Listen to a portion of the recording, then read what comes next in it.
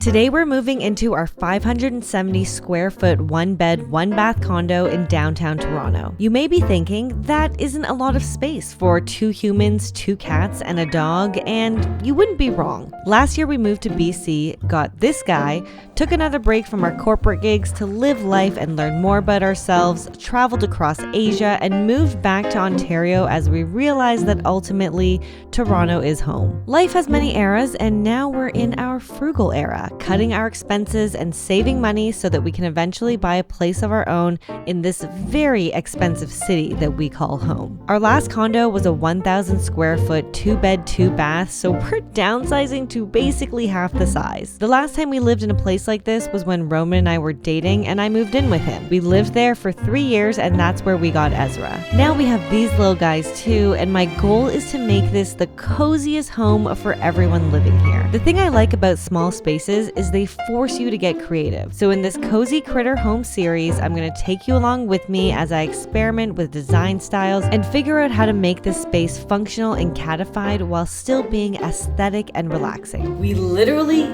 just got to our condo, so I'm going to do an empty condo tour to show you guys what we're working with. What does the space look like? This is the entryway, and it's a really small kind of corridor, but I do like having a separate entryway that doesn't like automatically open up to the rest of the place. So I actually quite like this. There is a small closet to my left, which is really just gonna be for some jackets and some shoes, and I'm gonna have to figure out how to add some more shelving and just make it a bit more functional. But there's something there. In the hallway, we're very likely gonna add some shoe storage because I got a lot of shoes. And we kind of need somewhere just to like set our keys down when we walk in. So that's kind of what I'm planning to do with this space for now. To my left, when you immediately walk in, is the bedroom.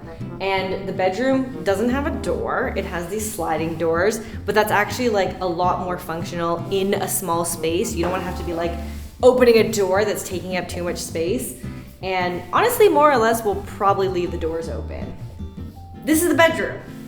It is very quaint, very small, and pretty much just fits a queen bed. So we're gonna have to get pretty creative with what we do for nightstands because there really is not that much real estate on the floor to put anything. The bedroom is really just a place to sleep, relax, unwind. I don't really need it to be too big. It does have these 3 mirror doors that lead into the closet. And I'm a fan of mirrors in the bedroom. So I do like that these are mirrors and it makes the smaller space seem a little bit bigger. One area is really just dedicated to the washer and dryer, which is pretty convenient because it means right after you do your laundry, you can just shove that shit into the closet.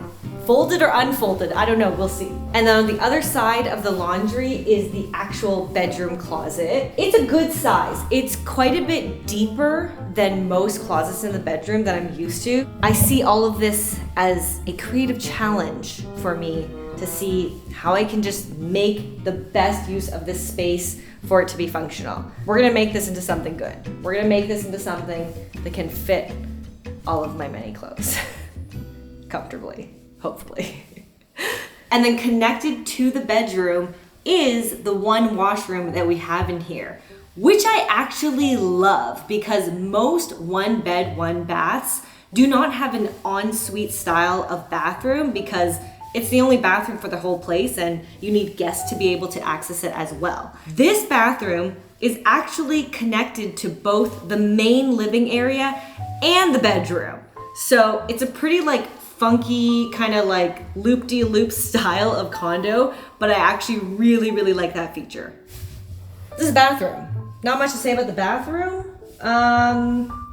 It's a bathroom.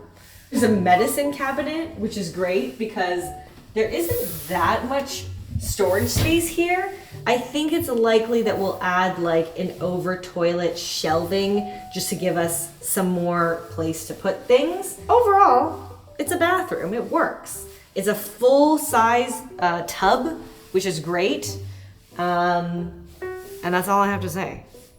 And as I mentioned, as you exit the bathroom, you are in the main living area.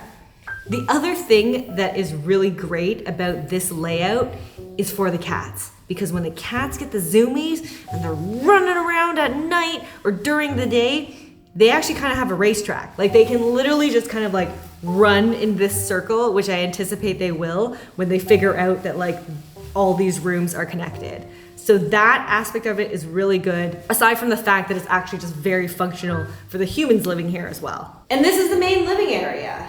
I find that when you're in an empty space, it actually always feels smaller than it is because you don't have the stuff in there yet. It's hard to picture it, but it is a quaint space. We're gonna have to fit desks and a living area.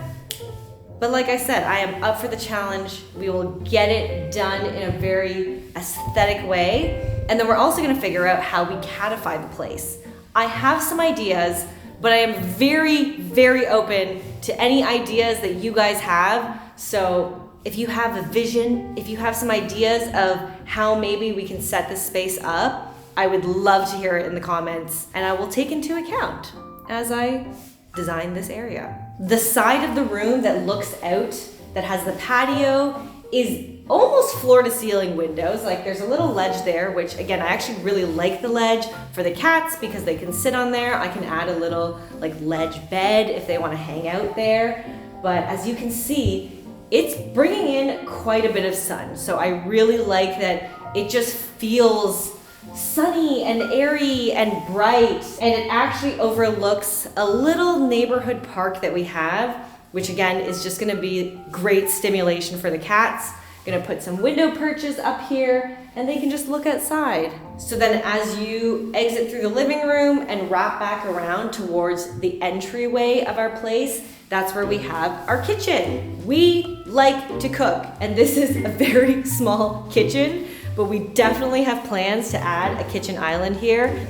It might be kind of tight, but I'm gonna do it. Like we need the kitchen island. So we're gonna kind of figure out like where we end up doing seating, if we even have seating, or if we just like eat on the couch on the coffee table.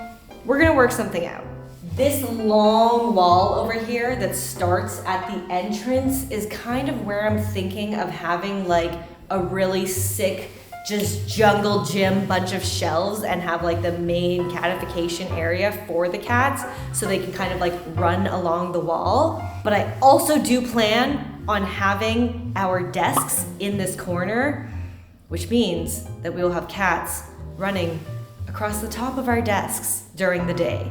Haven't really thought about that part yet and whether that is practical, but I just see this like wide open space and I feel like it's just such a great area for them to like really have their own little jungle gym. Part of my thinking too is that if I put the shelves in front of the kitchen, in front of the island where we're prepping, maybe, just maybe, they won't feel that they have to jump on the actual countertop if they have another place that they can see what we're doing. That's my hope. We'll see if that actually works.